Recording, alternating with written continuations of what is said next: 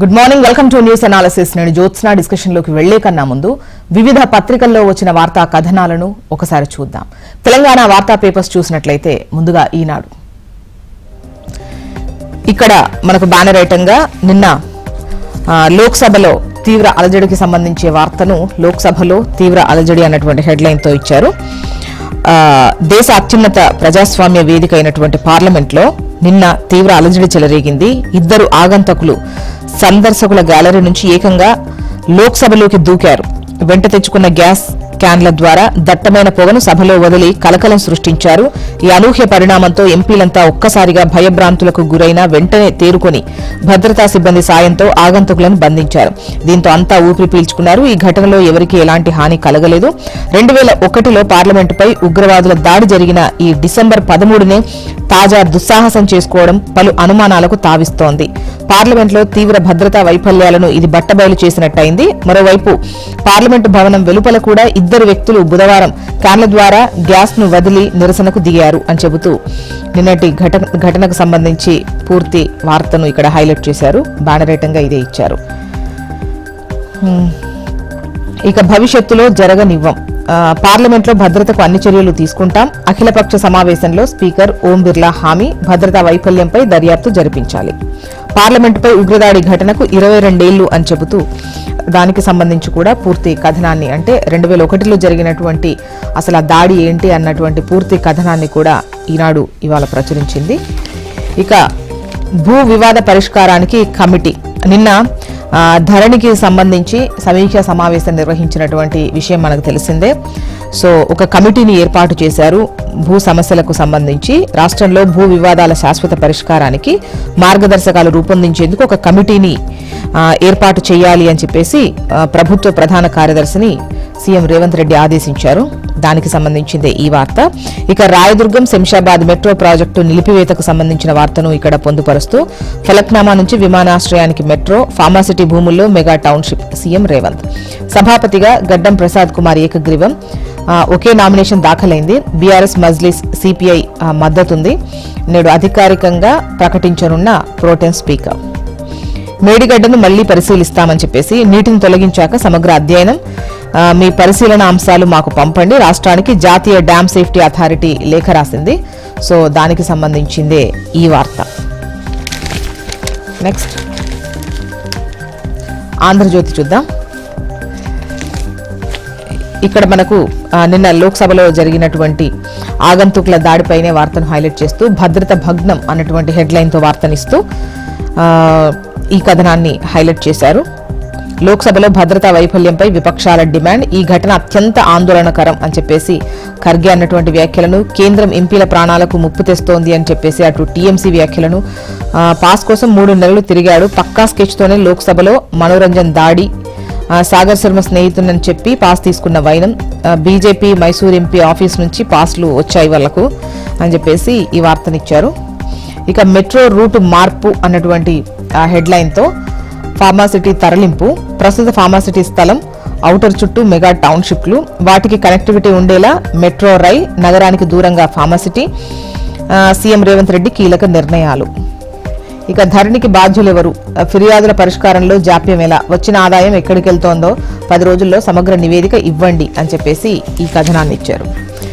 ఇక ఇప్పుడుంది అసలు ఆట అన్నటువంటి హెడ్లైన్తో ఏదైతే లెక్కలేసుకోకుండానే హామీలు ఇచ్చారా, కాంగ్రెస్ సాధ్యం కాని హామీలిచ్చి ప్రజలను మభ్యపెట్టింది, ఆడిట్ రిపోర్టు శ్వేతపత్రం కాదా, 24 గంటల్లోనే రుణమాఫీ చేస్తామని రాహుల్ చెప్పారు, మొదటి కేబినెట్లోనే 6 గ్యారంటీలకు చట్టబద్ధత చేస్తామన్న హామీ ఏమైంది అని చెప్పేసి మాజీ మంత్రి కేటీఆర్ చేసినటువంటి వ్యాఖ్యలను ఇక్కడ హైలైట్ చేశారు. ఇక స్పీకర్ ప్రసాద్ కుమార్ శాసనసభాపతిగా అని చెప్పేసి వార్తనిచ్చారు. ఇవాళ ప్రమాణం చేయబోతున్నారు. తొలిసారి ఒక దళిత నేత స్పీకర్ అవ్వబోతున్నారు తెలంగాణకి. ఇక భట్టి అధికార నివాసంగా ప్రజాభవన్, అక్కడ ఉండేందుకు రేవంత్ తిరస్కరణ, డిప్యూటీ సీఎంకు కేటాయింపు, కేసీఆర్ ముచ్చటగా కట్టించిన భవంతి నిర్మాణానికి 50 కోట్లు, 9 నెలల్లో పూర్తి, మినీ సచివాలయం, 250 మంది తిలకించేలా థియేటర్, కాన్ఫరెన్స్ హాల్లోనే ప్రజావాణి అంటూ ఈ వార్తనిచ్చారు. ఇక ఆర్థిక పరిస్థితిపై శ్వేతపత్రం, అసెంబ్లీలో ప్రవేశపెట్టే యోచనలో సర్కార్, CM Revanth power point presentation, గతంలో కేసీఆర్ ఇరిగేషన్ పై ఇచ్చినట్టుగానే బీఆర్ఎస్ ప్రభుత్వం చేసిన అప్పులపైనే దృష్టి అని చెబుతూ వార్తను ఇచ్చారు. ఇక పార్లమెంటు తరహాలో అసెంబ్లీ అంటూ శాసనసభ మండలి కలిపి ఒకే బిట్లా కనిపించేలా మార్పులు చేయండి, అధికారులకు ముఖ్యమంత్రి రేవంత్ రెడ్డి ఆదేశం. నెక్స్ట్ నమస్తే తెలంగాణ చూద్దాం. నిన్న లోక్సభలో జరిగినటువంటి దాడికి సంబంధించి వార్తను టాప్ ఐటంగా ఇచ్చారు. పొగసూరిన పార్లమెంటు భద్రత అంటూ లోక్సభలోకి చొరబడ్డ దుండగులు పొగ వదిలి బీభత్సం సృష్టించారు. ఇక భూ వివాదాలపై కమిటీ, కోనేరు రంగారావు కమిటీ తరహాలో ఏర్పాటు, ధరణిపై సమగ్ర నివేదిక ఇవ్వండి అని చెప్పేసి సమీక్షలో సీఎం రేవంత్ రెడ్డి ఏదైతే ఆదేశాలు చేశారో దానికి సంబంధించిందే ఈ వార్త. మరోవైపు ధరణి ఉండాలి, అందులో లోపాలను సవరిస్తే చాలు, మొత్తం తీసేయాల్సిన అవసరం లేదు, ధరణి సమస్యల పరిష్కారం కోసం రెవెన్యూ బోర్డులు ఏర్పాటు చేయాలి, మళ్లీ వీఆర్ఓ వీఆర్ఏ వ్యవస్థ తేవాలి, ఈ విషయాల్ని ముఖ్యమంత్రికి చెప్తా కాంగ్రెస్ ఎమ్మెల్సీ టి జీవన్ రెడ్డి వెల్లడి. బీఆర్ఎస్ అధినేతకు ప్రముఖుల పరామర్శ, యశోదలో కేసీఆర్ను కలిసిన గుత్తా, తుమ్మల, హీరో నాగార్జున. శాసనసభ స్పీకర్గా గడ్డం ప్రసాద్ కుమార్ ఏకగ్రీవం, నేడు అసెంబ్లీలో ప్రమాణ స్వీకారం, బీజేపీ మినహా అన్ని పార్టీల మద్దతు, 4 సెట్ల నామినేషన్ దాఖలు, పాల్గొన్న రేవంత్, భట్టి, కేటీఆర్. రుణమాఫీ ఏది?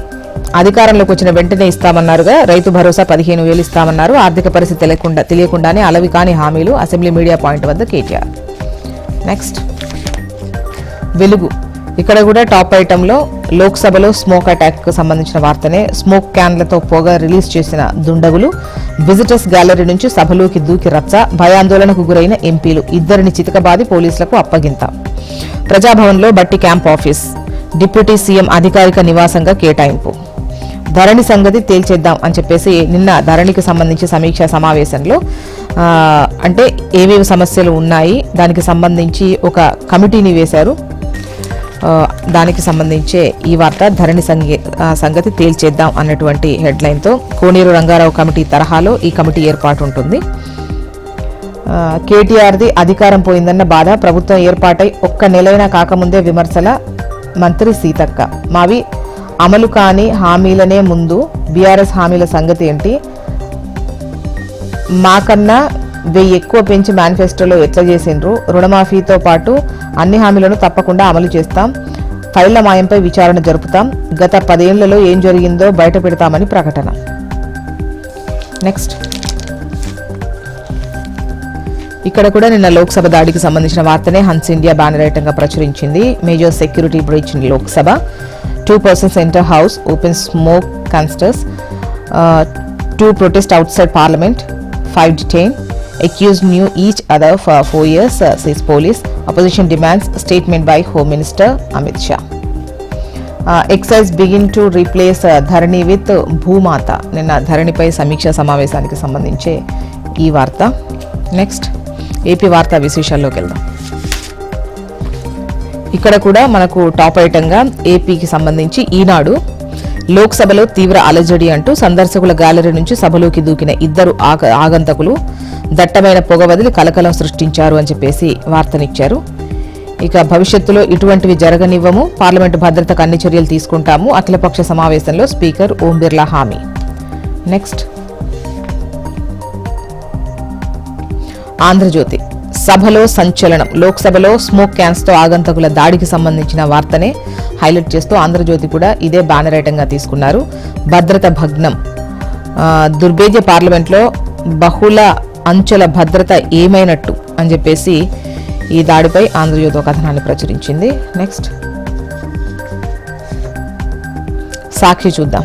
ఇక్కడ కూడా బ్యానర్ ఐటంగా లోక్సభలో దాడికి సంబంధించిన వార్తనే హైలైట్ చేస్తూ లోక్సభకు పొగ, కలకలం రేపిన 2 వ్యక్తులు, విజిటర్స్ పాస్తో గ్యాలరీలోకి ఎంట్రీ, సభలోకి దూకి పొగగొట్టాలు విసిరిన వైనం అని చెబుతూ ఈ వార్తనిచ్చారు. ఇక ఆరోగ్యానికి మరింత భరోసా అంటూ ఆరోగ్యశ్రీ కింద 25 లక్షల వరకు ఉచితంగా వైద్యం, వైఎస్ఆర్ ఆరోగ్యశ్రీ పథకంపై సమీక్షలో సీఎం వైఎస్ జగన్.